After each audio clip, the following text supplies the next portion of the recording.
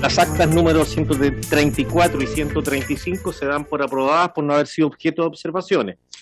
El acta de la sesión número 136 queda a disposición de las señoras y señores diputados. La secretaria abogado dará lectura a la cuenta. Gracias, presidente. Se han recibido los siguientes documentos para la cuenta. Un oficio de la Secretaría General, mediante el cual comunica que la Sala acordó remitir a esta comisión el proyecto de ley que regula los cambios de uso de suelo y los actos administrativos y obras de subdivisión, urbanización y edificación de terrenos afectados por incendios forestales, boletines 13.967-12, 14.017-12 y 14.023-12 refundidos, una vez que sea informado por la Comisión de Medio Ambiente y Recursos Naturales. Oficio respuesta al Ministerio de Vivienda, por el que se refiere a los subsidios para contratos de arrendamiento con promesa de compraventa y a la posibilidad de replicar el decreto de esa cartera del año 1996 y comunica que se evaluará la posibilidad de aumentar en la ley de presupuestos el número de contratos teniendo en consideración el contexto y la coyuntura económica del país, así como también los requerimientos de otros proyectos habitacionales, y sobre replicar el decreto de 1996 señala que se analizará la factibilidad y la posibilidad si es que las normativas lo permiten. Oficio respuesta al subsecretario de Hacienda, mediante el cual informa sobre la factibilidad de extender el plazo de información y postulación del subsidio tarjeta banco de materiales y comunica que dicha materia se encuentra dentro de las atribuciones del Ministerio de Vivienda y Urbanismo, por lo que remitirá a dicha Secretaría de Estado el oficio conductor para su conocimiento y atención. Oficio respuesta al Ministerio de Vivienda, por el cual informa acerca del traspaso de terrenos destinados a la erradicación de campamentos a lo largo del país, adjunta lista de terrenos gestionados por el Departamento de Asentamientos Precarios entre los años 2018-2021, y comunica que a fin de abordar de mejor manera el déficit de viviendas, la cartera cuenta con un banco de suelo público que ha permitido en su primer año de funcionamiento la adquisición de 120 terrenos. La inversión asociada al banco de suelos para el año 2021 permitirán la generación de 20.000 puestos de trabajo, medidas que permitirán ampliar las oportunidades para que las familias vulnerables puedan acceder a una solución habitacional definitiva, poniendo el foco en la integración social. Oficio respuesta de la misma cartera, por el cual informa sobre la reevaluación de subsidios por alza de los precios y la agilización de pagos, y comunica que en relación a los subsidios, Decreto Supremo 255-2006 y DS número 27-2016, podrán ser incrementados por las seremías mediante delegación excepcional de facultades para cubrir el mayor valor de los materiales de construcción, y respecto de los contratos celebrados a contar de septiembre de 2020 y vigentes, este incremento irá en una asignación directa de recursos que procederá previa solicitud del Serviu. Sobre el acuerdo de la necesidad de agilizar los pagos asociados a dicho subsidio, comunica que las resoluciones 1387 y 492 regulan operaciones y actos que inciden en la aplicación práctica de los subsidios de los programas regulados por los mencionados decretos supremos, definiendo condiciones operativas especiales para la aplicación de los beneficios obtenidos a través de los llamados a postulación durante el año 2021. Oficio del mismo Ministerio, por el cual informa el presupuesto destinado específicamente a las actualizaciones de instrumento de planificación territorial en cumplimiento a la Ley de Presupuestos. Correo electrónico del Gabinete del Ministerio de Vivienda, mediante el cual excusan la asistencia al ministro por compromisos asumidos con anterioridad. No obstante, comunica que en su representación asistirá el jefe de la División de Desarrollo Urbano, señor Enrique Machuca, y el asesor legislativo, señor Gonzalo Gacitúa. Correo electrónico de la diputada señora Cristina Girardi, por el cual solicita que la comisión reciba dirigentes y vecinos para que expongan su posición respecto de las bombas de agua de Villalomas del Prado de Cerro Navia, acuerdo que fue tomado el día 11 de agosto en la sesión en la cual ella intervino. Y finalmente, presidente, un correo electrónico de la diputada señora Yael Yomans, mediante la cual solicita audiencia a las siguientes organizaciones para que plantee sus inquietudes sobre el retiro de material con asbesto, mejoras en casa de datas de 1900, 1920, 1950, 1960 y 1970, y la imposibilidad de acceso a planes de mejoras por ser barrios Corby o demasiados antiguos. Estas organizaciones serían Coordinadora Coyancura, Unidad Vecinal 10, Unidad Vecinal 24A, PAC, Unidad Vecinal 7, PAC, Unidad Vecinal 9, PAC y Unidad Vecinal 37B, Los Nueve. Esa es toda la cuenta, presidente. Gracias, secretaria. Esta sesión tiene por objeto... Perdón, ¿alguna observación sobre la cuenta? Señor presidente. Diputada Castillo, tiene la palabra. Sí. Bueno, primero saludar a todas las personas que nos visitan hoy, también a los miembros de la comisión. Respecto al oficio del Ministerio de Obras Públicas, que da respuesta a propósito de la solicitud que hicimos en cuanto a extender el plazo de la postulación a los subsidios del Banco de Materiales. Entiendo que nosotros cuando enviamos el oficio, lo enviamos a varios ministerios. Si no me equivoco, y Claudia me puede corregir si estoy equivocada. Si es que no, que reiteremos el oficio, a pesar de que el Ministerio de Obras Públicas lo remite al Ministerio de Vivienda. Si es que no lo enviamos Diputada al Ministerio de Castillo, Vivienda, que lo podemos enviar. diputada Castillo, el oficio de respuesta es del ministro de Vivienda, no del ministro de Obras Públicas. Ya, el ministro de Vivienda lo deriva al ministro de... Hay una derivación de un ministerio Que a otro. conteste Gonzalo, que está pidiendo la palabra. Presidente. Presidente. Sí, adelante, abogado Gacitúa. Gracias, presidente. No, yo lo que entendí de la cuenta es que, claro, se envió a distintos ministerios y que el Ministerio de Hacienda contestó que se había derivado a Vivienda. Y nosotros tenemos el oficio que nos había llegado también está en elaboración esa respuesta, ya junto con otros que llegaron relacionados con el mismo tema. Entonces, se están consensuando en una sola respuesta para poder, porque otros diputados habían formulado lo mismo en sala o a través de otras comisiones. Entonces, esa respuesta está en curso, diputada. Así que irá a llegar. Bien. Yo espero que entre mañana y el jueves a más tardar. Esa es Muchas idea. gracias, Gonzalo. Eso es lo que no había entendido, quién había derivado a quién, pero eso ya está en mano entonces el Ministerio de Vivienda y está elaborándose la respuesta en Eso los mismo. próximos días. Listo, Eso muchas es. gracias. Gracias. Sobre la cuenta, me permito informar a los diputados que llegó un oficio de la Secretaría General de la Cámara de Diputados frente a nuestra solicitud de remitir el proyecto de ley que regula los cambios de uso de suelo y los actos administrativos de obras de subdivisión, urbanización y edificación de terrenos, todos normados por la Ley General de Urbanismo y Construcciones, que hayan sido afectados por incendios forestales.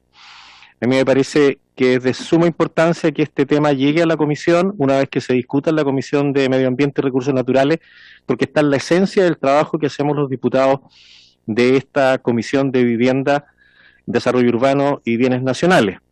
Por lo tanto, es un motivo para estar satisfecho de acuerdo a nuestra petición, porque fue enviado para que nosotros lo podamos discutir en las próximas sesiones que tengamos. Esta sesión tiene por objeto iniciar el estudio del proyecto de ley. ¿Quién? ¿Diputado Winter? Sí, si me permite, Sí, adelante, diputado. solo quería hacer un llamado, una motivación, una invitación a la comisión a que cuando llegue a nuestras manos el proyecto que acaba de mencionar el diputado que está presidiendo, el diputado Urrutia, que viene de la Comisión de Medio Ambiente, tengamos todo el espíritu y disposición de darle la mayor celeridad posible, porque es un proyecto que ya ha sido tramitado en otra comisión y que cuenta con una urgencia ciudadana, que es la que lo ha hecho, digamos, posible, y para que no seamos, como muchas veces hemos criticado tanto al Senado como a otras comisiones, como la de Transporte, ¿cierto?, que finalmente su intención de tramitar los proyectos termina solamente retrasándolos. Así que quiero hacer la invitación a que cuando nos llegue ese proyecto pongamos toda nuestra energía para darle celeridad y que no seamos, digamos, un atasco para la tramitación de ese proyecto. Muchas gracias, presidente.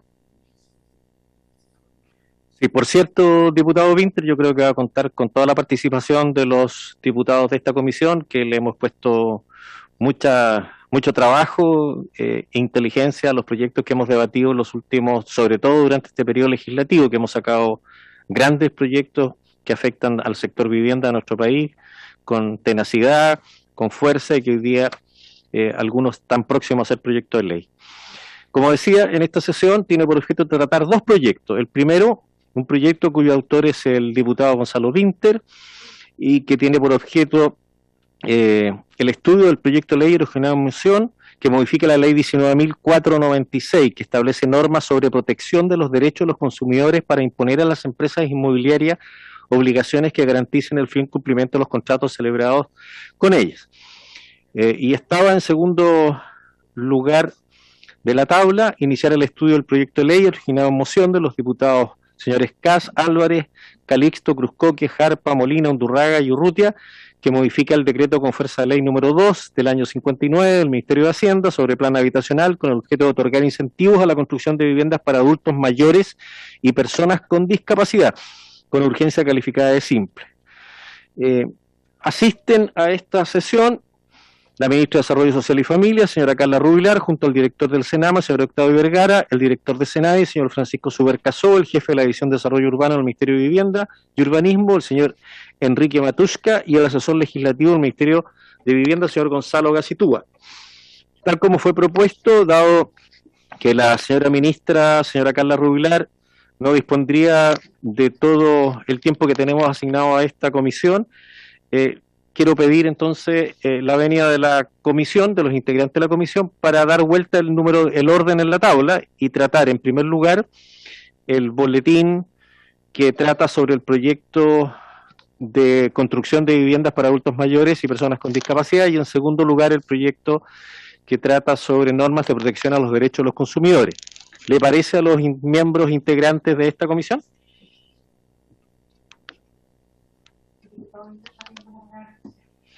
Diputado Winter tiene la palabra. Sí, yo no tendría problema con acceder, pero sí me gustaría saber, entiendo que hay un invitado y quería saber, con respecto al proyecto que está primero en la tabla, que usted está proponiendo poner segundo, y quería saber si está conectado y también si él, digamos, está con el tiempo. Obviamente yo muy flexible para ver que si esta persona no puede, después podamos correr la fecha, lo que sea, pero habría que averiguar eso también. Hola, buenas tardes. El invitado es el señor Pablo Peña y está presente por lo que veo aquí en la pantalla. Sí, así que no tengo ningún problema. Ya, perfecto. Entonces, como no hay objeción, vamos a tratar en primer lugar el boletín 12.287 y dado que está la ministra de Desarrollo Social, está, ¿no es cierto, Carla Rubilar? ¿Está? Le vamos a dar la palabra en primer lugar a la señora Carla Rubilar, ministra de Desarrollo Social. Muchísimas gracias, presidente, por su intermedio saludar a los honorables diputados y diputadas de la Comisión de Vivienda. Es la primera oportunidad que hemos sido invitados y queríamos, obviamente, estar presentes en esta discusión, por lo cual le agradezco al presidente titular, al diputado Espinosa, haber acogido la solicitud de invertir el tiempo, y obviamente también al diputado Winter, que tenía un legítimo interés en el proyecto del primer punto, y por supuesto al invitado le agradezco a don Pablo también su flexibilidad. Dicho eso, presidente, estamos, como usted muy bien decía, con nuestro director nacional de Senama, del Servicio de Adulto Mayor, Octavio Vergara, y con nuestro director nacional de SENADI, Francisco Subercasó, porque nos importa y para nosotros es de toda relevancia este proyecto iniciado en una moción parlamentaria que tiene por objeto buscar soluciones habitacionales que respondan a las necesidades de nuestros adultos mayores, de nuestras personas mayores y de las personas con discapacidad. Para nosotros, como ministerio, lo primero que queremos transmitir es que valoramos profundamente el espíritu de este proyecto de ley.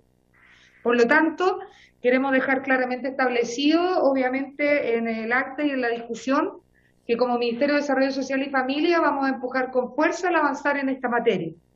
Creemos que es vital incentivar la construcción de viviendas con características de accesibilidad para las personas con discapacidad y las personas mayores.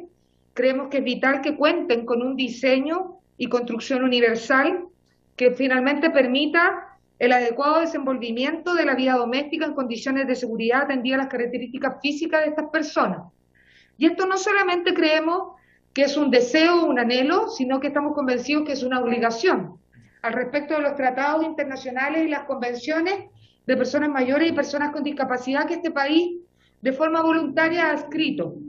Y en ese sentido, nosotros valoramos este proyecto, entre otras razones, porque según los datos que maneja Senama y que nuestro director va a profundizar posteriormente, si usted lo tiene a bien, presidente de la comisión, las personas mayores de 60 años representan el 16.7% de la población, estimándose, y esto es muy relevante, que lleguen a representar casi el 38% en unos años más, lo que representa como un desafío para nuestra sociedad que empecemos a prepararnos ahora, y no hay encima, a la adaptación tanto del espacio público como también de la adaptación de las viviendas, para que logremos efectivamente un país más inclusivo, tanto para los adultos mayores como para las personas con discapacidad, que superan largamente los 2 millones de personas. En ese sentido, un envejecimiento más positivo, más activo, es una nueva condición de vida moderna, donde las personas van a vivir más años y por ende desean extender lo más posible su vida, pero no cualquier vida, sino también una vida autónoma y digna. Entonces, considerando los avances en la integración de las personas con discapacidad, que dicho sea de paso, cada vez se desarrollan con más independencia en las actividades de la vida diaria, y como ustedes pudieron ver en las últimas semanas y ayer en el homenaje que hizo el presidente, con tremendos logros, como fueron, por ejemplo, nuestros deportistas paralímpicos, que fueron quienes nos enorgullecieron con la cantidad importantísima de medallas que trajeron de vuelta a nuestro país. Tenemos un enorme desafío de desarrollar políticas públicas que propongan más grados de accesibilidad a las viviendas y entornos. Por lo tanto, nosotros creemos que en ese sentido este proyecto de ley va a el foco del asunto de avanzar en la igualdad de las personas a vivir en una vida lo más plena posible, sin discriminación de ninguna especie, ni por edad, sexo, condición o discapacidad. En ese sentido, el proyecto entendemos que busca establecer un beneficio de constructibilidad, densidad y altura para quienes cuenten con un porcentaje de viviendas construidas cuyo uso habitacional esté destinado a personas mayores y a personas con discapacidad. No podemos, si bien hoy día no está presente el programa Calle, dejar establecido que también creemos que vivienda en un trabajo mancomunado, sobre todo lo que son los accesos a viviendas sociales, debiera también tener un espacio para lo que es vivienda primero, que es el acceso de la vivienda a las personas en situación de calle. Eso es parte del debate y del trabajo mancomunado que también estamos haciendo con el Ministerio de Vivienda. Y esperamos, obviamente, que el debate técnico al respecto de cuál es el mejor mecanismo para generar el incentivo en materia de poder tener viviendas construidas con la accesibilidad necesaria y las condiciones pertinentes, tenga que ser establecido obviamente por el Ministerio de Vivienda. No obstante, queremos dejar claro, y si usted nos lo permite, presidente, poder profundizar en algunas materias que competen a los diferentes servicios al respecto de este proyecto de ley, que creemos también que lo ideal es que no solamente sean algunas viviendas las que tengan estas condiciones pensadas en personas mayores y en personas con discapacidad, sino que ojalá el estándar, por supuesto, de las diferentes construcciones, generen que las familias, independiente de las personas que las integren, puedan tener las condiciones adecuadas para que una persona pueda vivir en ellas, si el día de mañana, por ejemplo, llega a vivir una persona mayor o llega a vivir una persona con discapacidad, y no tengamos que estar buscando una vivienda en estas condiciones, sino que el estándar sea un estándar mucho más universal en estas condiciones. Para poner un ejemplo, porque a veces los ejemplos más simples todo se entiende mejor, en el mismo sentido de lo que son los enchufes, ¿no es cierto? Que los enchufes muchas veces en las viviendas están abajo, en el suelo, generan riesgo para los niños, niñas y adolescentes, ¿no es cierto?, de algún tipo de accidente, no son accesibles para las personas con discapacidad, por ejemplo, que tienen discapacidad física, ¿no es cierto?, y utilizan alguna silla de ruedas o otro implemento, y tampoco para las personas mayores. Parece ser de toda lógica que el estándar universal en esta materia, que es muy cotidiana y muy simple, fuera tener obviamente un enchufe a mediana altura. Creemos que esos estándares debieran ser los que empiecen a regir en las condiciones de las viviendas que queremos para el futuro, preparándonos obviamente para el país que viene. En ese sentido, presidente, si usted lo tiene bien, nosotros agradecer profundamente a los diputados autores del proyecto de ley, al diputado Kass, Álvarez, Calisto, Cruzcoque, Jarpa, Molina, Undurraga y Urrutia, y por supuesto el apoyo del resto de la comisión que ha hecho posible que estemos debatiendo este proyecto de ley, y obviamente acompañarlo en el proceso. Y si usted lo tiene bien, presidente, y nos permite, le solicito poder compartir pantalla, porque tenemos una presentación que va a intervenir primero nuestro director nacional de SENADI y posteriormente nuestro director nacional de SENAMA, y está Francisca Jiménez ahí conectada para poder traspasar las diapositivas si usted lo tiene bien. Muchísimas gracias.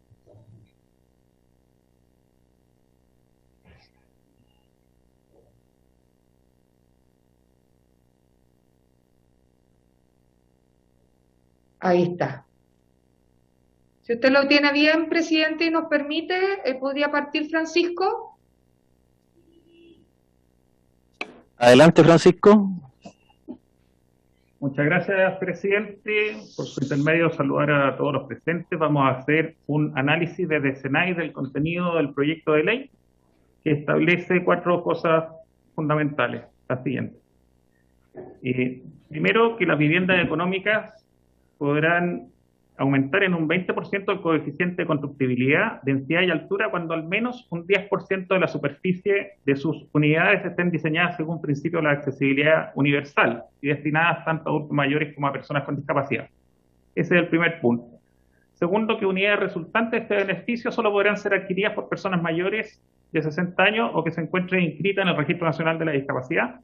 También que estas unidades van a quedar sujetas a la provisión de transferencia por un plazo de 5 años, debiendo cumplir con un programa arquitectónico que cumpla con las medidas y las normas de diseño universal, y finalmente que habrá un reglamento que podrá determinar las demás características esenciales de dichas unidades habitacionales. Dicho esto, vamos a hacer una pequeña introducción respecto a la accesibilidad universal.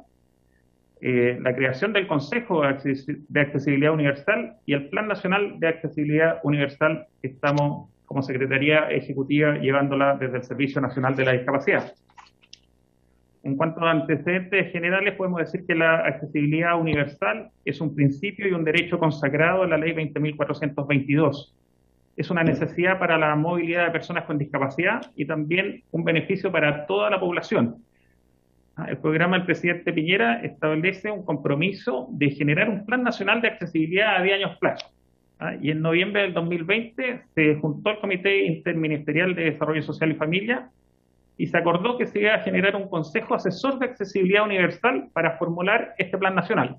Y es SENADIS quien entonces coordina esta iniciativa.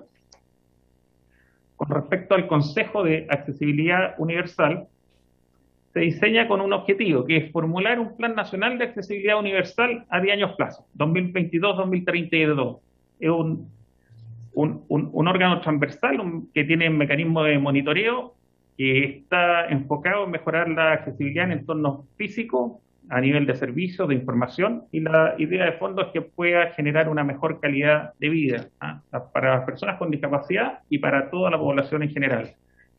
Este consejo está conformado por 16 personas, hay 2 representantes del Consejo Rector de Universidades, 2 representantes de asociaciones de municipalidades, 1 representante del Colegio de Arquitectos, 8 representantes de organizaciones de y para personas con discapacidad y 2 representantes de organismos de la sociedad civil.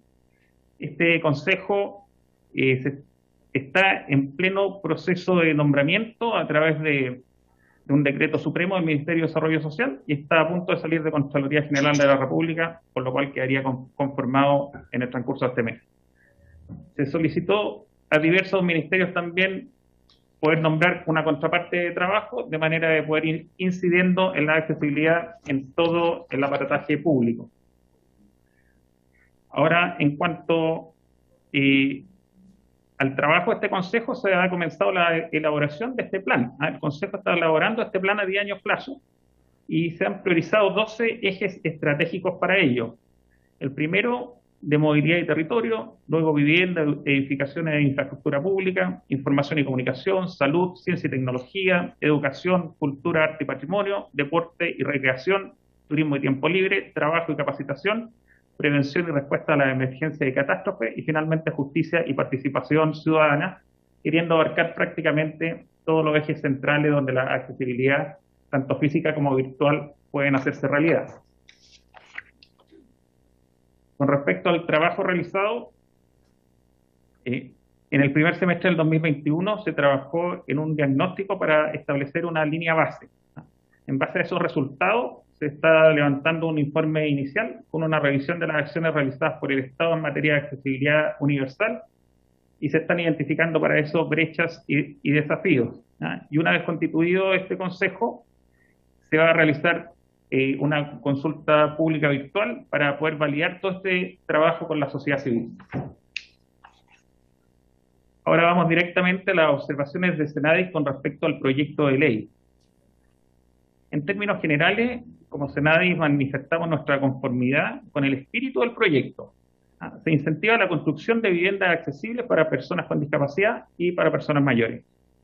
Eso basado en que la Convención sobre Derechos de las Personas con Discapacidad, ratificada por Chile el año 2008, establece distintas cosas. En su artículo 9 dice que los Estados partes adoptarán medidas pertinentes para asegurar el acceso a personas con discapacidad en igualdad de condiciones con las demás al entorno físico. Estas medidas se aplicarán, entre otras, a las viviendas. Hay directa alusión a las viviendas. A su vez, en el artículo 28 se establece que Estados deben adoptar medidas para proteger y promover el ejercicio del derecho a la protección social, entre ellas asegurar el acceso a las personas con discapacidad a programas de vivienda pública. Además, en el artículo 29 de la ley 20.422 se establece que el MIMBU, dentro de sus programas habitacionales, deberá contemplar subsidios especiales para adquirir y habilitar viviendas destinadas a ser permanentemente habitadas por personas con discapacidad.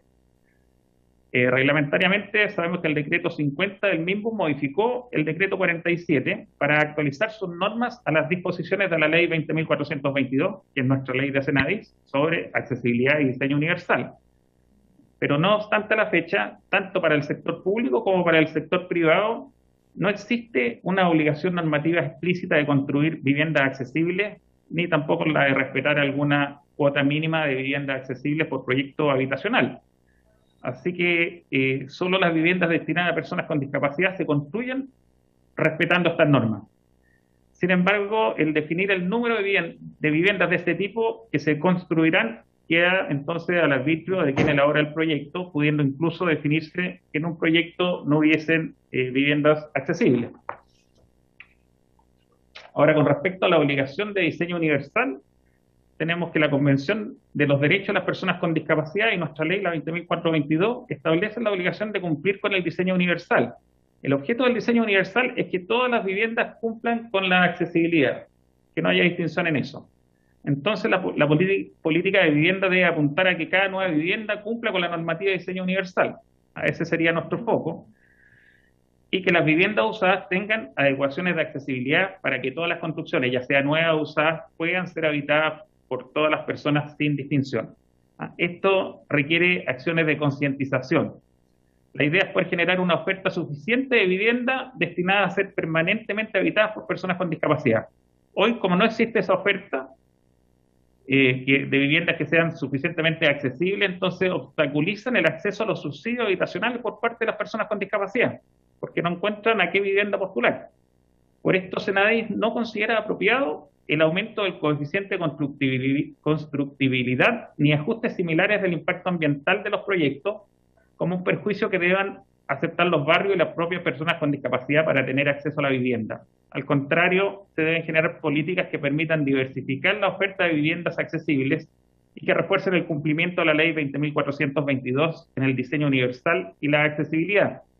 O sea, entendemos que hay externalidades negativas del aumento del coeficiente de constructibilidad y eso queremos y creemos que hay que revisarlo con mayor profundidad. Eso por el lado de Senadis, presidente.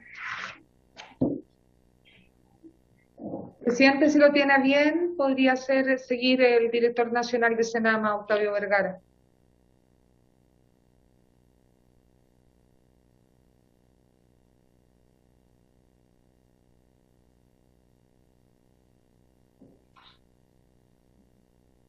¿Puede seguir el director nacional de Senama, presidente? Sí. Adelante, ahora vendría entonces, le toca al director de Senama, señor Octavio Vergara. Gracias. Gracias, presidente, y por su intermedio saludar a los diputados y diputadas que nos acompañan. Sí, hay que darle a Francisco. Me deshabilitaron la opción de compartir pantalla y la presentación sigue con Senama. Estoy apoyando a los dos directores. Si me pueden habilitar nuevamente, por favor. Sigue habilitado. Muchas gracias, presidente. Bueno, bien breve, pero comentar que, al igual que lo señalado por Senadis, ya lo mencionaba la ministra, también nosotros nos encontramos con un instrumento vigente en nuestro país, la Convención Interamericana sobre la Protección de los Derechos Humanos de las Personas Mayores, que en su artículo 24, justamente esta convención, disculpe, presidente, fue ratificada por nuestro país el año 2017, y establece que en su artículo 24 la necesidad de que los Estados partes puedan de acuerdo a su capacidad, el permitir que las viviendas sean accesibles para las personas mayores, ¿ya? Según su condición, y hace también una referencia en lo particular a las personas mayores con discapacidad, ¿ya? Entonces también estamos dentro del marco normativo que hoy día nos mandata la ley. En esa línea, nosotros queríamos presentarle bien brevemente una experiencia que ya tenemos como Senama, que son los condominios de viviendas tuteladas, que son conjuntos habitacionales. No sé, Francisca, si puedo pasar a la siguiente lámina. Eso. Que son compuestos por viviendas individuales, son espacios que están destinados a personas mayores de 60 años que son autovalentes, pero que tienen una carencia habitacional y que se encuentran en situación de vulnerabilidad y falta de redes sociofamiliares, ¿ya? Justamente lo que promueve y lo que busca estos condominios es poder darle un acceso a una solución habitacional a las personas mayores, y no solamente la casa, ¿cierto?, que reciba, sino que también una conexión con las redes locales que existen en ese territorio. Senama opera estos programas a través de entidades que son prestadoras de servicio, y justamente el objetivo que tiene es que exista también, como explicar la lámina subsiguiente, existe también un acompañamiento en un plan de intervención a las propias personas mayores que ahí residen.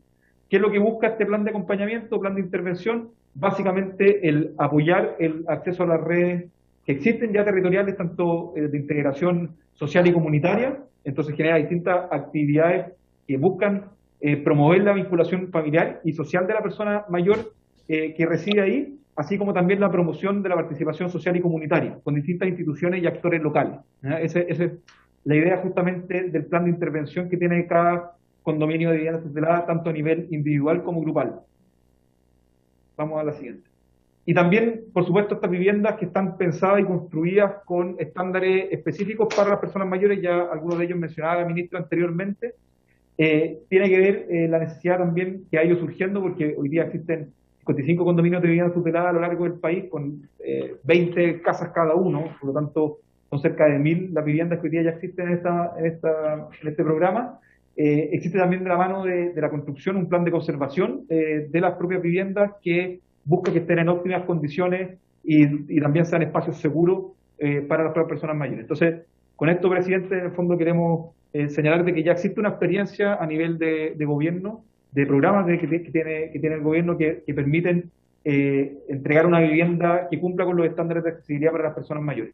Y por último, el señalar cómo funciona, lo que mencionaba anteriormente, existe un monitor, una monitora, que es la persona que está a cargo justamente de generar esta articulación con la red local. Están los gastos propios de administración y los gastos también de mantención y reparación. Es decir, un programa que es completo en su disposición, que permite efectivamente ser una solución real para las personas mayores que son beneficiarias del mismo. Esa es la experiencia que tenemos hoy día, presidente, y que queríamos también contarle el día. Bueno, y por último el presupuesto que contiene cada una de las partidas que hemos mencionado anteriormente. Eso es lo que se destina anualmente para los 55 condominios de viviendas tuteladas que están en 13 regiones del país. Las 3 que no están es Arica, Antofagasta y Ñuble. Muchas gracias, presidente. Esa es la presentación y la opinión que tiene el Ministerio de Desarrollo Social y Familia al respecto al proyecto, y una vez más insistir en que, por supuesto, vamos a acompañar este proyecto de ley y empujarlo para, ojalá, convertirlo en una ley de la República, que creemos que es un tremendo aporte. Muchas gracias, señora ministra. Gracias al director de Senadi, don Octavio Vergara, y a don Francisco Octavio Vergara y Francisco Subercasó. Sí, está bien. Gracias por sus presentaciones, que quedan a disposición de los señores diputados en la Secretaría. A continuación le corresponde al jefe de la División de Desarrollo Urbano del Ministerio de Vivienda, señor Enrique Matushka, pronunciarse sobre el proyecto. Antes que eso, ¿me está escuchando el diputado Fidel Espinosa? Presidente titular, si quiere asumir la presidencia. Parece que no me escucha. Está en silencio. Continúe nomás, porque lo ha hecho muy bien, estamos bien. Continúe. Estoy en la sesión. Ya, gracias, presidente. Entonces, a continuación le concedo la palabra al señor Enrique Matushka, o el señor Gonzalo Basitúa. ¿Están los dos presentes? Presidente, tomo Ya. la palabra. Muchas gracias. No, solo para comentarle que Enrique Matuska en cualquier momento se conecta. Lo que pasa es que como era el segundo punto de la tabla, él tenía otra reunión y estamos tratando de coordinar, pero me acompaña Pablo Maino, que es el jefe del Departamento de Planificación y Normas Urbanas, ¿ya? Entonces, que es parte de la División de Desarrollo Urbano. Y la verdad es que tenemos preparada una presentación que vamos a ir haciendo en conjunto, pero principalmente la voy a ir proyectando yo porque la verdad es que, no sé si recuerdan, pero este proyecto, algún tipo de conversación tuvimos al respecto por el proyecto de ley de integración social y urbana, ¿ya? De hecho, se presentaron casi juntos, este es el boletín 12287 y el otro el 12288. Y a propósito del proyecto de ley de integración, algo hablamos de este proyecto de ley, de hecho el diputado Kast presentó algunas indicaciones para intentar recogerlo, y finalmente se decidió que no debían ir en ese proyecto, sino que debiera tratarse en sí mismo como un proyecto y como lo estamos teniendo en esta sesión. Entonces, la idea es poder compartir una presentación que voy a ir llevando yo, porque participé en esa conversación y para ir refrescándoles un poco lo que se discutió en ese momento. Entonces voy a ver si puedo compartir la presentación. Ustedes me dicen si se ve. ¿Se ve bien? ¿Sí? Ya, ok. Bueno, un proyecto sobre incentivos a la construcción de viviendas para adultos mayores y personas con discapacidad. Mucho de lo que voy a presentar ahora ya lo presentó el Ministerio de Desarrollo Social con mucha claridad y compartimos bastante de los puntos que señala, principalmente el punto central de que es pertinente que se tramite un proyecto de ley que busque promover la construcción de viviendas para adultos mayores y personas con discapacidad, que como principio nos parece muy pertinente. De hecho, aquí recojo la idea matriz del proyecto, que queda establecida en la moción presentada, que el proyecto propone establecer un beneficio de constructibilidad, densidad y altura para aquellos conjuntos de vivienda económica que cuenten con un porcentaje de vivienda para adultos mayores y personas con discapacidad, de modo de generar nuevos incentivos para las empresas y los agentes inmobiliarios en orden a fomentar la construcción de viviendas de integración y acceso masivo que respondan a las necesidades que presentan segmentos de la población que hoy se encuentran postergados, como son los adultos mayores y las personas de discapacidad. Bajo ese concepto, el proyecto propone ciertas medidas. No voy a entrar en el detalle del contenido porque de hecho hay unas láminas equivalentes en la presentación del Ministerio de Desarrollo Social sobre el ámbito de aplicación, cuál es el beneficio normativo que se otorgaría, cuál sería la condición para acceder a ese beneficio. En el fondo el beneficio es un 20% de mayores de aumento en ciertas normas urbanísticas y el requisito a cambio, o el requisito que se debe cumplir, es que un determinado porcentaje de la superficie esté diseñada conforme a estos principios. Vamos a hacer después alguna precisión respecto a qué implicaría esto. Estas viviendas tienen que quedar identificadas de una determinada manera para que quede claro a quiénes están destinadas, quiénes son los posibles beneficiarios, hay un resguardo con un usufructo, cómo se acredita la ocupación por estos beneficiarios. Estoy pasando muy rápido porque en el fondo esto ya sería más bien una discusión en particular del proyecto, pero quería presentar el contenido. Hay una prohibición de transferencia a estas viviendas para que no se acceda a ciertos beneficios normativos y que al cabo de un par de años esas viviendas no terminen beneficiando a adultos mayores o personas con discapacidad, sino que a otras personas. Por lo tanto, esta prohibición de transferencia es muy similar a otras que nosotros tenemos en los programas de subsidios habitacionales para viviendas sociales. En lo del programa arquitectónico también se mencionó, un cierto programa arquitectónico mínimo, evidentemente que cumpla normas de diseño universal, la reglamentación, la derivación a normas reglamentarias y una norma sobre vigencia en un artículo transitorio. Algo de lo que mencioné al comienzo es que este proyecto ya se relaciona con el proyecto de ley de integración social y urbana y que durante la tramitación de ese proyecto el diputado Kast presentó algunas indicaciones, el diputado Pablo Kast con el diputado Calisto, ¿ya? Lo presentaron en conjunto, pero el autor de este proyecto es el diputado Pablo Kast, por eso lo menciono ahí. Y presentó unas indicaciones que no son exactamente iguales al contenido del proyecto que estamos discutiendo en esta sesión, pero que me pareció que era pertinente igual refrescar esta propuesta también, porque posiblemente sería algo que debiera analizarse también en conjunto. En su momento se descartó porque excedía un poco la idea de matrices del proyecto de integración. Pero siguiendo la misma línea de intentar incentivar la construcción de viviendas para adultos mayores y personas con discapacidad, plantea que las viviendas económicas podrían tener la categoría de inclusivas, crea esa nueva categoría, pidiendo 4 requisitos: que la superficie no supere los 70 metros cuadrados, que el diseño sea conforme a los principios de accesibilidad universal determinados en la ordenanza, que estén destinadas a adultos mayores o personas con discapacidad y que se cumpla con el programa arquitectónico que contemple mínimo 3 recintos. Sala de estar, dormitorio y baño. Falta la cocina ahí, queda la duda, me imagino que será estar comedor-cocina como un solo gran recinto, porque no puede. O si la propuesta, y ahí habría que ver con los autores del proyecto, es que la cocina sea, por ejemplo, un bien común dentro de un condominio, ¿ya? Por ejemplo, como los condominios de viviendas tuteladas que mencionaron el Senam, el director del Senam.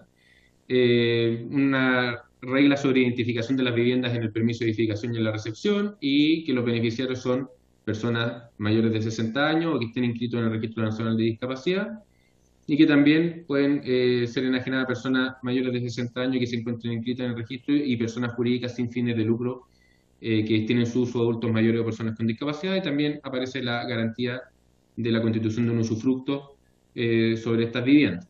Esa era una de las indicaciones. Y la otra indicación que se presentó decía que los grupos de vivienda económica, que es una categoría que está reconocida en el artículo 165 de la Ley General de Urbanismo y Construcción y el DFL2 también, podrán tener viviendas inclusivas, y aquí dice, siempre que no excedan el 20% de la superficie total construida, en cuyo caso dicha superficie no se contabilizará para el cálculo del coeficiente de constructibilidad. Y relacionado con eso dice que en caso que la superficie construida de viviendas inclusivas sobrepase el porcentaje señalado, se contabilizará para la aplicación del coeficiente de constructibilidad, y que las unidades catalogadas como viviendas inclusivas no serán consideradas en el cálculo de densidad del proyecto. Si se fijan, esta indicación es mucho más técnica, muy específica, pero muy compleja también, ¿ya? Y ahí tenemos, si entramos más adelante, probablemente en otra sesión, en el análisis más detallado de la norma, hay varias observaciones que hacer al respecto y recuerdos que habría que adoptar en la redacción final, porque esto podría tener ciertas complicaciones, ¿ya? ¿Cuál fue el análisis que hizo la comisión en su momento respecto a estas indicaciones? Se reconoció la importancia de abordar la discusión en esta materia, ya eso lo reconocieron ustedes mismos, nosotros también como representantes del Ejecutivo, pero se señaló que esas propuestas excedían la idea matriz del proyecto de integración social y que tenía que ser analizado con mayor detención, viendo todos los alcances y escuchando también a distintos actores. Por ejemplo, como acabamos de hacer con el Ministerio de Desarrollo Social, ¿ya? Última lámina sobre conclusiones, ¿ya? Esto era una presentación lo más rápida posible y directa, más bien en una lógica de primera sesión sobre el tema y de discusión en general. Se estima pertinente que la Comisión se aboque al análisis de este proyecto, pues aborda una materia muy relevante y que amerita ser estudiada con detención, con el objeto de consensuar normas que permitan impulsar adecuadamente la construcción de viviendas destinadas a adultos mayores y a personas con discapacidad. Eso, como declaración de principio inicial, nos parece muy pertinente que se avance en esto. Sin prejuicio de ello, se hace presente que el Ministerio tiene observaciones específicas al texto propuesto en el proyecto de ley, lo que podría derivar en que propongamos más adelante ciertas precisiones o modificaciones mediante indicaciones, ¿ya? ¿Por qué? Principalmente porque el proyecto está basado en que se otorguen beneficios normativos. Y como hemos visto y vimos cuando discutimos el proyecto de ley de integración, esa materia genera siempre mucha discusión, es sensible, ¿ya? Porque permite ir más allá de lo que han autorizado los planes reguladores. Y eso puede generar oposición de los municipios, de los vecinos al proyecto que se acoge a los beneficios y de la comunidad en general. O sea, el otorgamiento de beneficios normativos es una herramienta que puede ser pertinente, pero que tiene que ser muy bien calibrada y estar muy bien justificada también. Porque es un beneficio normativo que, si está puesto por una ley, primaría por sobre lo que establecieron las mismas comunidades en sus planes reguladores. Y ese equilibrio hay que buscarlo de manera muy precisa y correcta para no terminar perjudicando a las mismas comunidades. Menciono que el nuevo artículo 165 bis de la Ley General que se propuso como indicación está formulado en términos más restrictivos que el proyecto de ley que estamos analizando ahora. ¿Por qué? Porque, por ejemplo, solo se refiere al coeficiente de constructibilidad y a la densidad, a esas normas urbanísticas.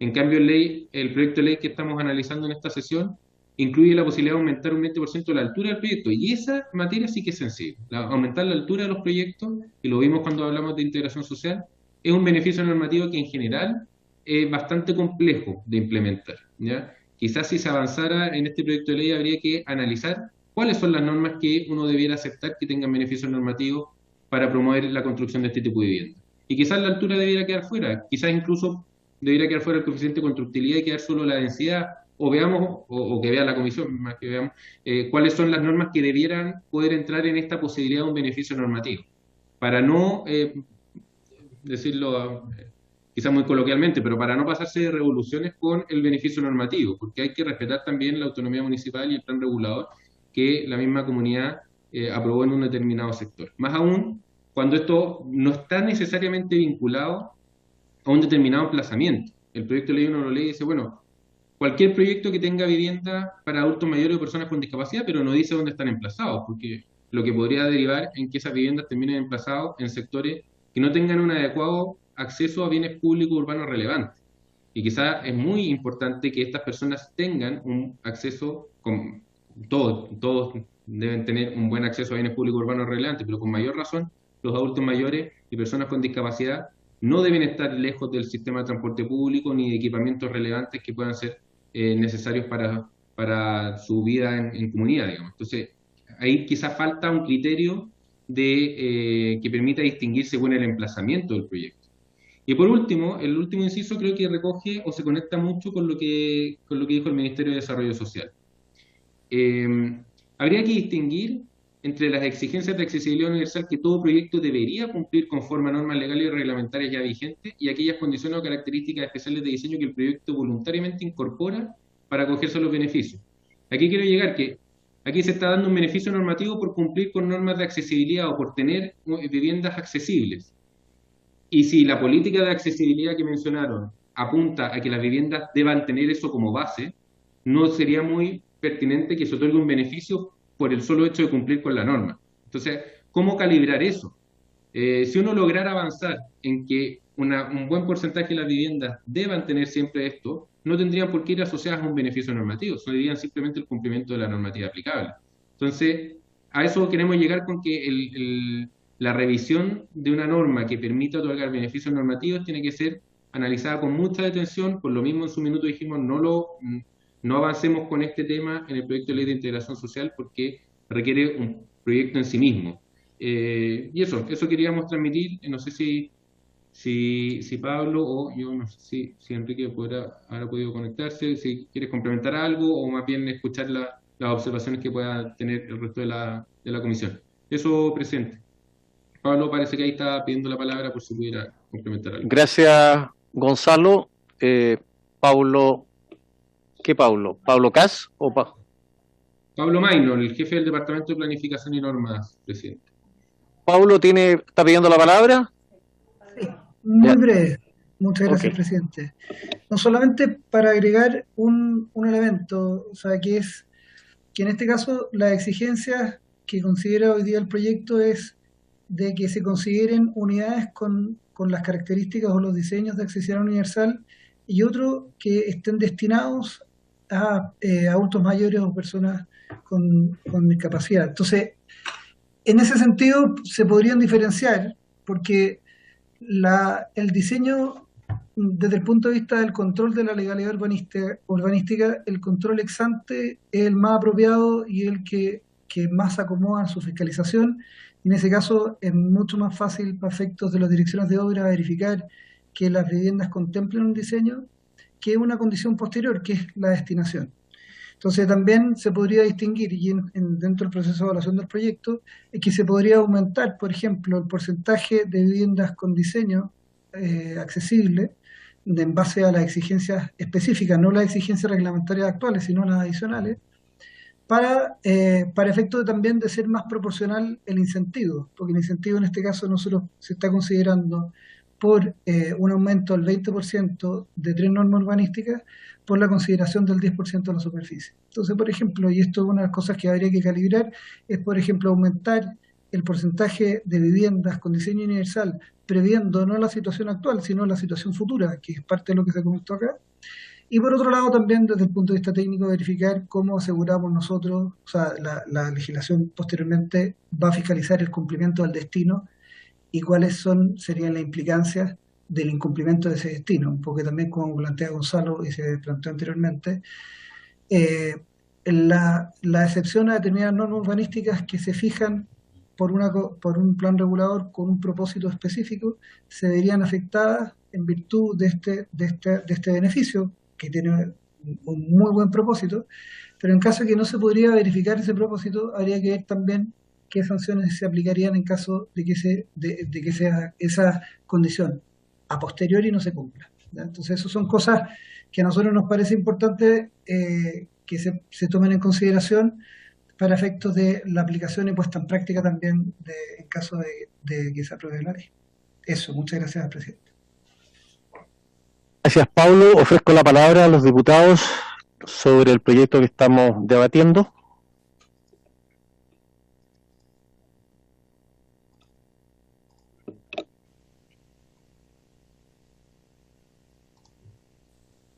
Presidente. Perdón. Ya, me voy a autodar la palabra. No, presidente, yo quería más que nada, a mí este proyecto me parece bien interesante. Como decía Gonzalo, ya se incorporaron algunas materias en la ley de integración, que entiendo que está en el Senado todavía. Sin perjuicio de eso, creo que sería bueno establecer cómo vamos a seguirlo tramitando de aquí en adelante para ordenarnos también en la discusión. A mí me gustaría poder traer a un par de invitados, especialmente a la Federación Nacional de Adultos Mayores, para que también ellos nos den su propia visión sobre esta materia, y escuchar. Aparentemente hay bastante disposición del Ejecutivo también a colaborar, entonces creo que es un proyecto que podemos sacar relativamente rápido. Eso, presidente. Gracias, diputada Castillo. Diputado García. René Manuel. Gracias, diputado.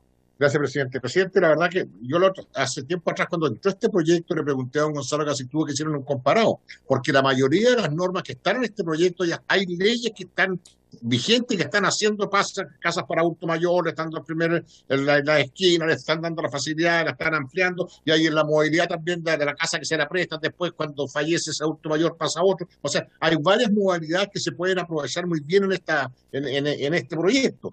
Lo que sí habría que pulirlo más, que dónde van a quedar, cómo van a ser las alturas, si van a ser más metros, los baños. Indudablemente que esas cosas no somos técnicos nosotros, pero es un proyecto que la mayoría de los artículos, hay leyes que están vigentes, a no ser que esté profundamente equivocado, pero me acuerdo que lo discutimos datamente hace un par de años atrás, y sabemos que hoy día existe la casa para el adulto mayor y sobre todo para las personas que tienen ciertas discapacidades. Por eso, si tenemos harto avanzado, no veo cuál es el objeto de volver todo atrás. Si nos hacen un comparado, una vivienda que tiene todos los antecedentes, podemos avanzar mucho más rápido y tener este proyecto de ley convertido en ley antes de fin de año. Dios nos escuche, pero creo que puede ser. Eso no es, presidente. Muchas gracias. Gracias, diputado René Manuel García. Ofrezco la palabra nuevamente. Parece que el diputado Vinter tiene levantada la mano. Sí, presidente, muchas gracias. Yo quería hacer una pregunta a don Gonzalo Casitúa, porque, antes de hacer la pregunta a don Gonzalo Casitúa, quería relevar un punto, que esto tiene que ver con características de las construcciones y características de los inmuebles, pero también tiene mucho que ver con planificación. Muchas veces en algunos países la vivienda para adulto mayor no necesariamente tiene que ver con las características de la vivienda misma, sino que tiene que ver con la planificación, porque una vivienda de adulto mayor obviamente que no tiene las mismas necesidades o no tiene las mismas prioridades, mejor dicho, que otro tipo de vivienda por determinadas características, pero tampoco tiene las mismas prioridades con respecto a su ubicación dentro de la ciudad. Por poner un ejemplo muy concreto y que ha salido ahora en la conversación, voy a poner un ejemplo, digamos, al azar, espero que no se me juzgue por el ejemplo, pero por ejemplo, para una familia con niños, estar muy cerca de un jardín infantil puede ser muy importante, para un barrio de adultos mayores puede no ser tan importante, ¿cierto? Entonces, yo creo que sería muy importante, y me pueden decir centralista, pero yo soy diputado por la región metropolitana, que invitáramos al gobernador de la región metropolitana, porque sabemos que iniciándose ese cargo, uno de los principales desafíos que tiene justamente es hacer un diseño integral de esta ciudad que tenemos en nuestro país, que tiene 7 millones de habitantes y que tiene problemas de planificación integral entre sus más de 50 comunas, que son muy graves, y creo que hoy día hay una intención de diversos sectores políticos, muy amplios desde el punto de vista político, muy amplio también desde el punto de vista académico y de sus posiciones frente a estos temas, que dicen ha llegado el momento de planificar la ciudad. Por lo tanto, me gustaría que pudiéramos contar con esa visión. Y lo segundo, ahora sí le quiero hacer una pregunta al señor Casitúa. Quiero preguntarle derechamente si él cree que esta ley es el mecanismo más eficiente desde el punto de vista legislativo, desde el punto de vista de eficiencia y economía legislativa, para cumplir con los objetivos que esta misma ley se propone. Él mismo comentó la ley de integración, pero ahí nosotros tenemos un asunto, porque la ley de integración que conoció esta comisión dista muchísimo de la versión que está saliendo hoy día del Senado, digamos. a mi modo de entender, cuando vuelva para acá, va a ser una discusión nueva, por decirlo de alguna forma. Va a tener principios, va a tener horizontes, va a tener algunas cuestiones abstractas en común, pero su articulado realmente es otra cosa. Entonces, me gustaría que fuera muy específico si él considera que esta es la forma más eficiente de cumplir con los propios objetivos que se propone la ley, y más específicamente, en qué aspectos de la ley de integración, pero en su versión Senado, que nosotros no conocemos, él cree que se abordan estos temas, y en qué artículos específicamente él cree que no se abordan estos temas. Muchas gracias, presidente. Gracias, diputado Winter. Antes de darle la palabra al abogado del Ministerio de Vivienda, señor Gonzalo Gacitúa, también hacerle una petición con el objeto de entender mejor las normas urbanísticas de constructibilidad, densidad y altura establecida, pedirle al Ministerio de Vivienda que haga una modelación con distintos planos reguladores, porque hay planos reguladores que además son por zonas, algunos más restrictivos, otros más permisivos. ¿Y qué significaría aplicar esta norma en que aumentamos en un 20% la constructibilidad, la densidad y la altura establecida al mismo tiempo? ¿Y qué pasaría, por ejemplo, si dejamos fija una y modificamos las otras dos, como proponía el abogado del Ministerio, de solamente dejar la constructibilidad y no la densidad y la altura establecida? Yo creo que para que todos los parlamentarios integrantes de la comisión lo puedan comprender y asimilar a sus respectivos distritos, es bueno hacer una modelación de distintas situaciones que puedan ser ejemplo para poder tomar una decisión respecto a estas variables constructivas que significan el incentivo para que las EGIS puedan establecer, o las entidades de gestión inmobiliaria social puedan establecer o diseñar estos proyectos. Y otro tema importante que me parece que en el proyecto no está bien definido es si les parece que al obtener estos beneficios urbanísticos o de normas urbanísticas de un 20%, el plazo de 5 años es demasiado corto, o a lo mejor es necesario alargarlo, el plazo. A mí me parece que no deberían tener el mismo plazo que tienen las viviendas sociales comunes y corrientes, por llamarlo de alguna manera.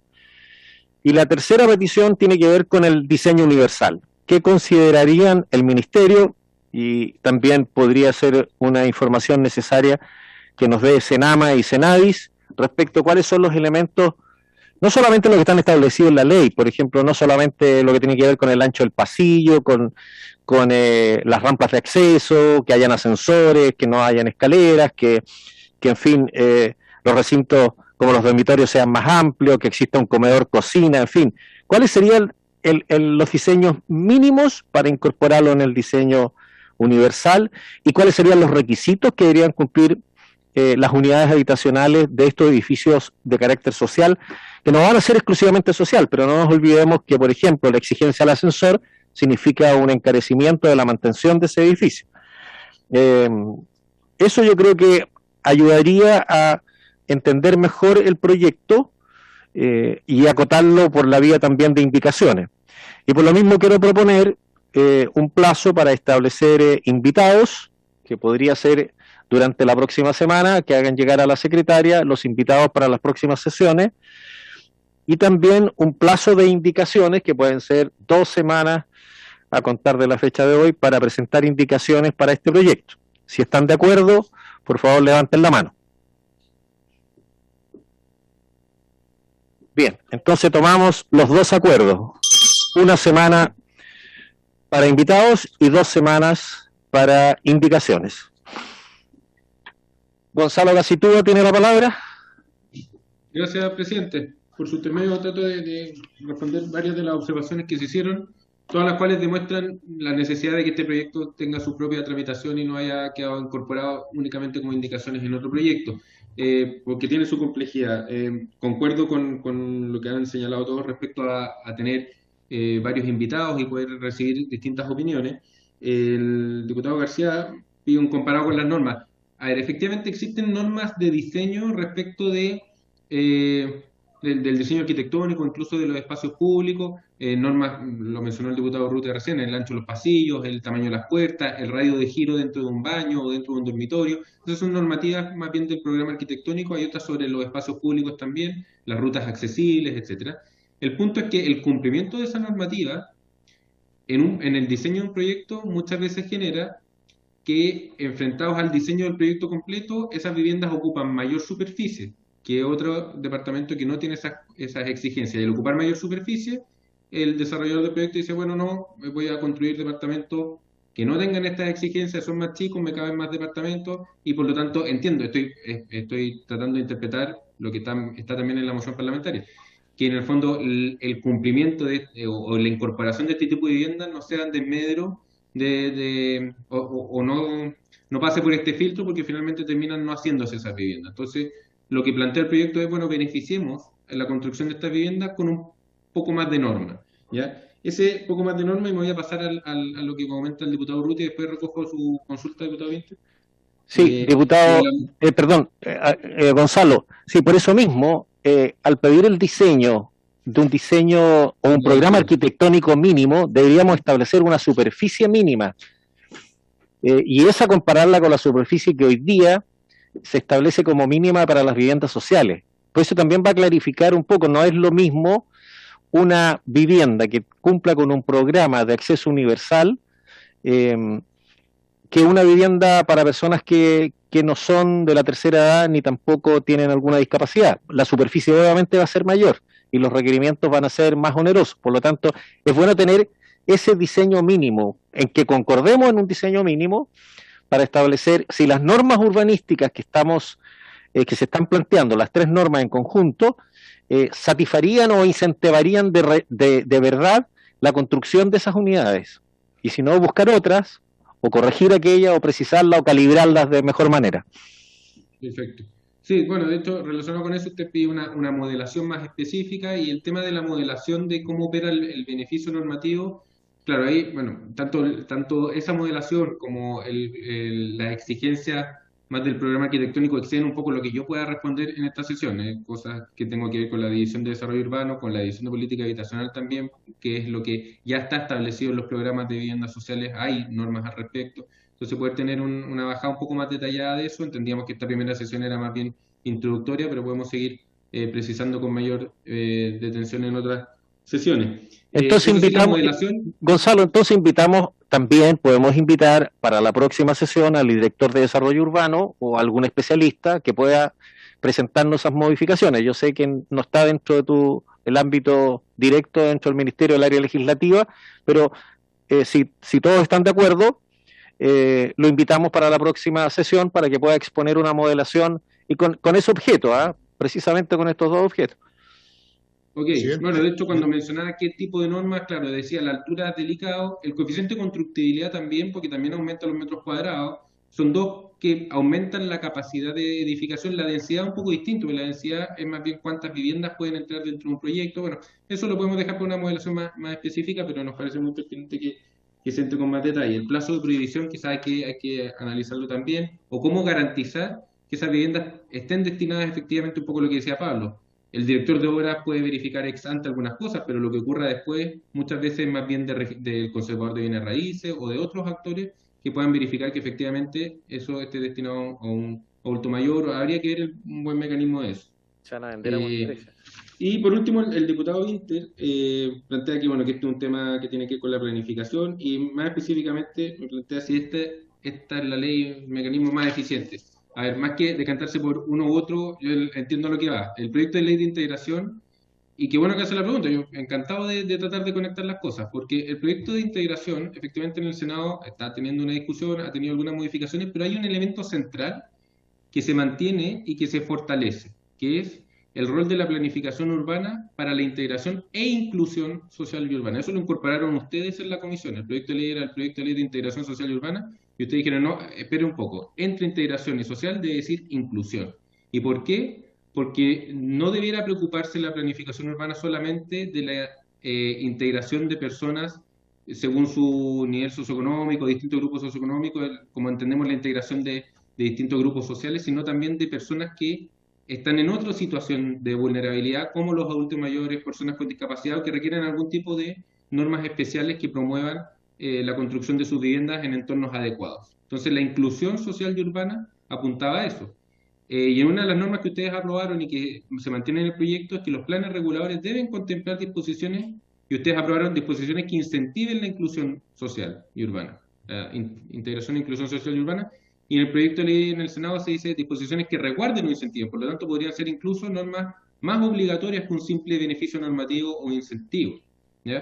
Y en ese sentido, qué bueno que menciona al gobernador regional, creo yo, porque el proyecto de ley también habla del rol de los planes reguladores intercomunales, ¿ya? Que son resorte del gobierno regional.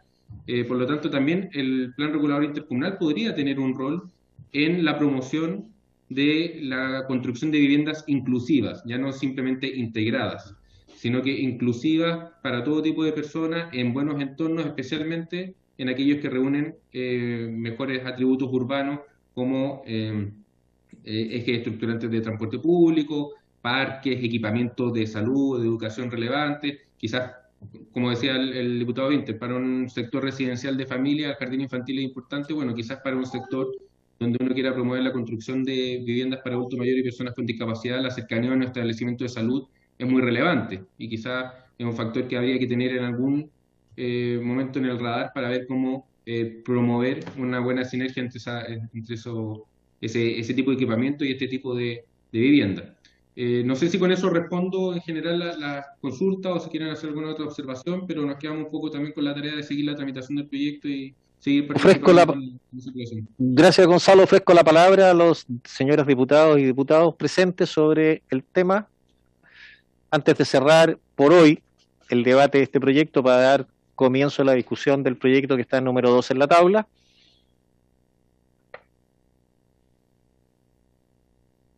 Bien. Entonces, lo último, pedir el acuerdo. Vamos a solicitar un informe de legislación comparada a la biblioteca. ¿Les parece a las señoras y señores diputados? Listo. Sobre este tema, exclusivamente sobre este tema, secretaria. Bien, en segundo lugar, siendo las 16:16, cumplida el acuerdo, vamos a iniciar el estudio del proyecto de ley originado en moción del diputado señor Gonzalo Winter, que modifica la ley 19.496, que establece normas sobre protección de los derechos de los consumidores para imponer a las empresas inmobiliarias obligaciones que garanticen el firme cumplimiento de los contratos celebrados con ellas. Está invitado el señor Pablo Peña. No sé si el diputado Winter quiere hacer uso de la palabra para explicar su proyecto. Sí. Presidente, pero quisiera saber hasta qué hora estamos citados, porque... 17 horas. Sí. Sí, entonces voy a hacer una pequeña introducción sobre el... Perdón, me corrige la secretaria hasta las 16:30. 4:30. Salvo... salvo que... Entonces, creo que lo más eficiente sería darle la palabra al invitado. Ya, perfecto. Entonces tiene la palabra el señor Pablo Peña. Yo estaba convencido que era hasta las 17. Muchas gracias. Buenas tardes. ¿Me pueden permitir compartir pantalla? Autorizado.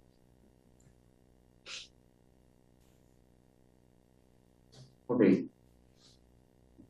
¿Qué tanto de energía están las personas en lograr el sueño de su casa propia?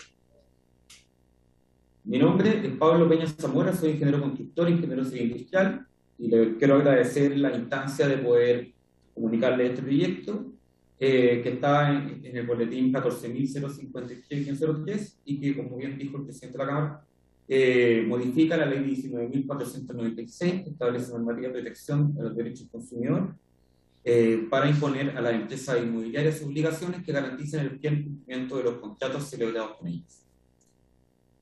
El mercado inmobiliario cada vez está más difícil invertir en un bien raíz. Si tomamos este estudio de la Universidad Católica, desde el año 2010 hasta el 2018, las viviendas han aumentado un 70% el valor, su valor, mientras que las remuneraciones han subido solo un 20%.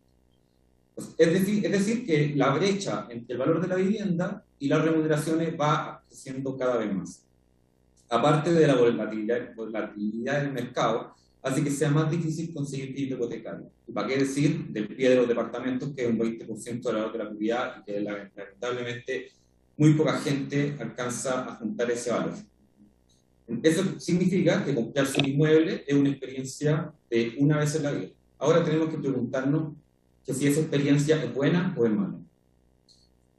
En un estudio realizado el año pasado, en los cuales se realizaron más de 400, casi 400 reclamos, subió al portal reclamos.cl, donde las personas se quejaban, los compradores de inmuebles se quejaban contra las inmobiliarias que no cumplían su acuerdo. A continuación les voy a mostrar algunas conclusiones de este levantamiento.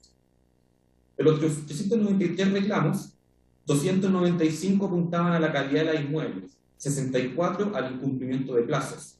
En devolución de dinero, que sería el pie y la reserva, serían 29 casos, y después publicidad engañosa y incumplimiento de la promesa. Si nos detenemos un momento en la calidad, podemos ver que los 295 casos hay en mayor medida las terminaciones, filtraciones, instalaciones, pero el número importante realmente es que el 93% de esos casos, la queja del usuario apunta a la nula o a la tardía respuesta del área de postventa del inmobiliario. Es decir, tienen problemas, pero nadie les responde.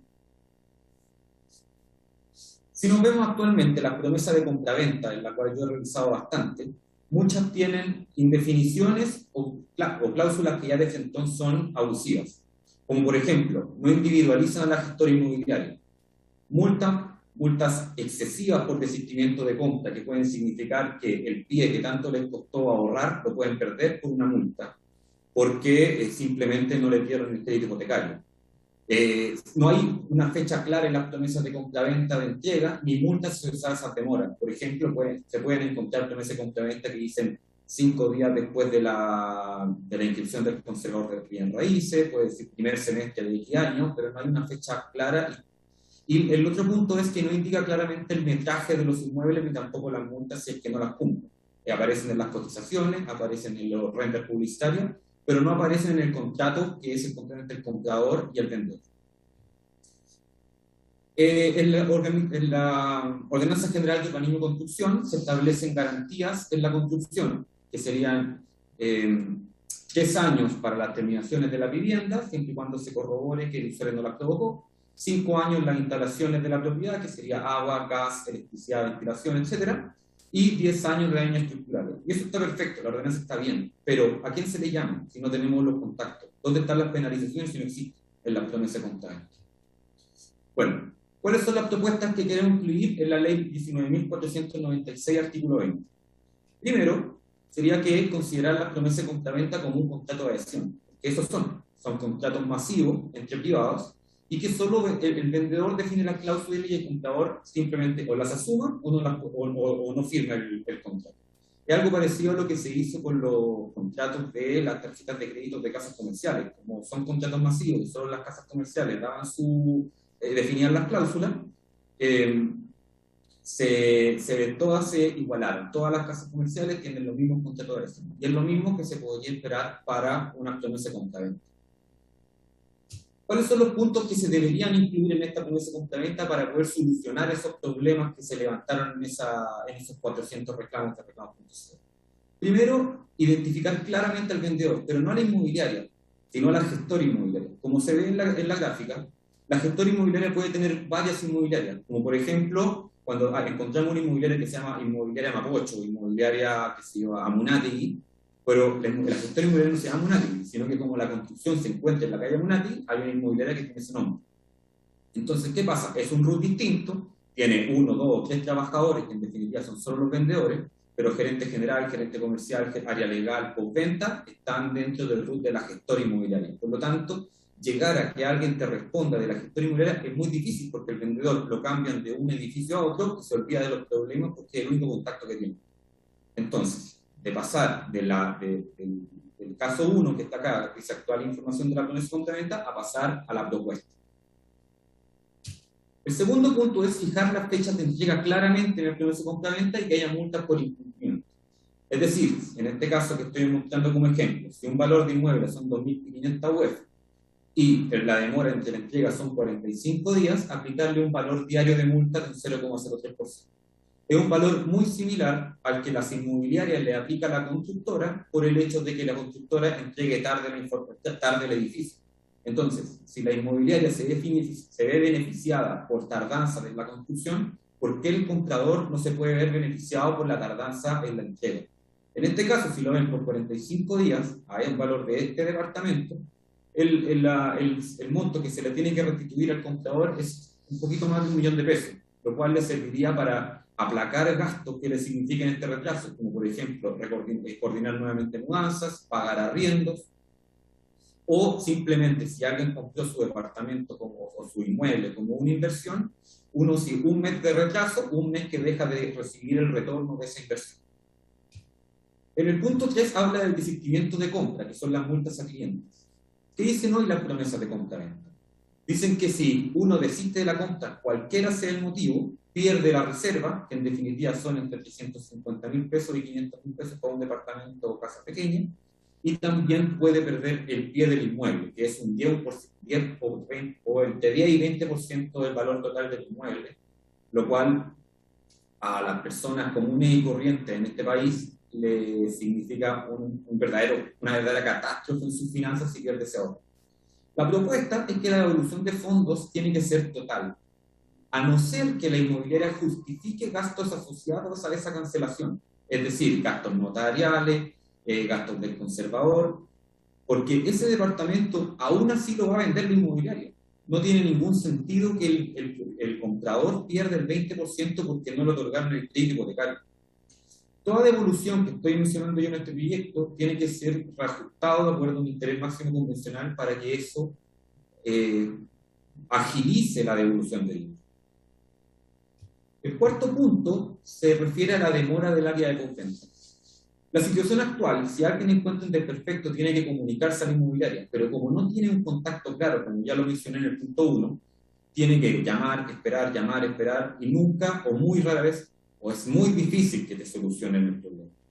La propuesta que estoy indicando dice que si uno tiene un desperfecto en la vivienda, lo comunica, tiene 5 días hábiles para que la inmobiliaria conteste este requerimiento, y si no lo hace, el propietario puede él financiar los arreglos y después, posteriormente, pedir la devolución de los dineros de nuevo de acuerdo al interés máximo convencional.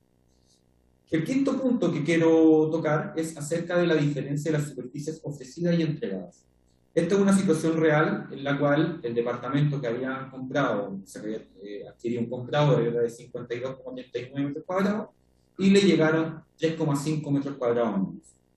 Para un valor de un inmueble de 2.500 UF a 52,39 metros cuadrados, se refiere que son 47,7 UF el metro cuadrado. Entonces, lo que se propone aquí es que los 3,5 metros faltantes se calculen a los 47,7 UF el metro cuadrado, por lo cual daría 5 millones de pesos aproximadamente que se deberían restituir a la persona que está comprando el inmueble. ¿Y por qué? Porque simplemente uno le están devolviendo lo que aún no le entregaron. O sea, en definitiva, esos 5 millones se lo estaría ganando la inmobiliaria gratis, si es que esto no ocurre. Con estos puntos, ¿qué se logra? Se logra la comunicación fluida entre las partes, se logran plazos y dimensiones claras, se logra arreglos inmediatos y devoluciones justas y rápidas, para que con esto, que el sueño que el de la casa propia vuelva a ser eso, un sueño. Muchas gracias.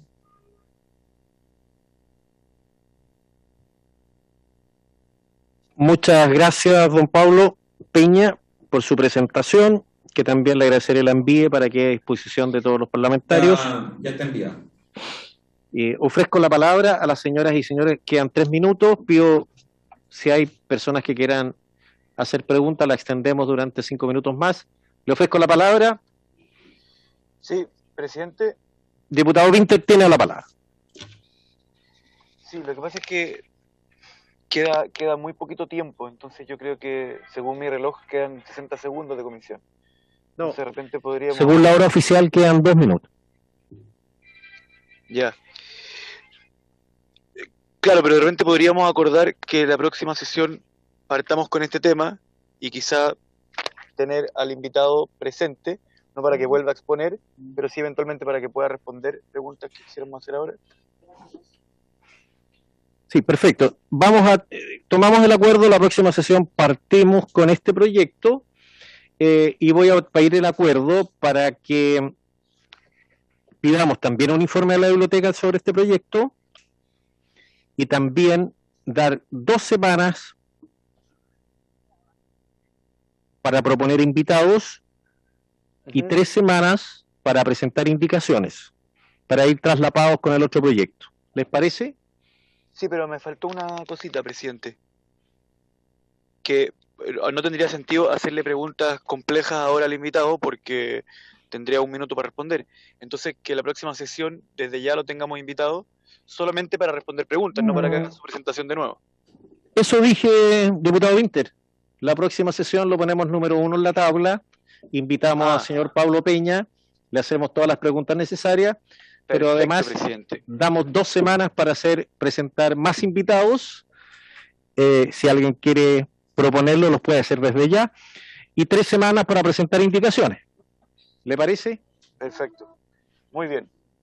Bueno, no alcanzamos, queda 1 minuto, así que por haberse cumplido el objeto de la sesión, esta se levanta. Muchas gracias.